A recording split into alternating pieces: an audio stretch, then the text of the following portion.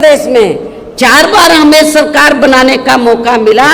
तो उत्तर प्रदेश में हमने बड़ी संख्या में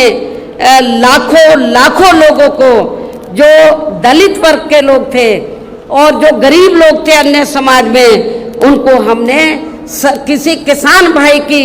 1 इंच भी जमीन छीनकर हमने भूमिहीन लोगों में नहीं बांटी थी, बल्कि सरकार के पास जो खेती करने के लिए सरकारी जमीन खाली पड़ी थी, उस जब मान्यवर श्री कांशीराम जी जीवित थे और हरियाणा प्रदेश में आते थे, आप लोग बड़े दुखी थे कि हमारे पास रोटी रोजी के साधन नहीं है, हमारे पास खेती करने के लिए ज़मीन नहीं है। तो उस समय आप लोग एक नारा लगाते थे कि जो ज़मीन सरकारी है वो ज़मीन हमारी है। आप लोग एक नारा लगाते थे, लेकिन वो नारा आपका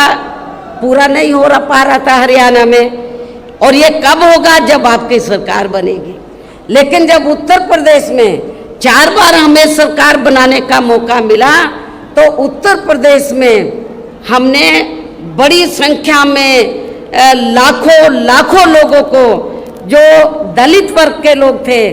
और जो गरीब लोग थे अन्य समाज में, उनको हमने किसी किसान भाई की 1 इंच भी जमीन छीनकर हमने भूमिहीन लोगों में नहीं बांटी थी, बल्कि सरकार के पास जो खेती करने के लिए सरकारी जमीन खाली पड़ी थी, उस सरकारी जमीन के 2-2, 3-3 एकड़ के पट्टे काटकर हमने भूमिहीन लोगों को, जो गरीब लोग हैं, भूमिहीन लोग, जो दलित वर्ग के लोग हैं, उनको खेती करने के लिए हमने फ्री दी। और इतना ही नहीं, आपको ये भी मालूम है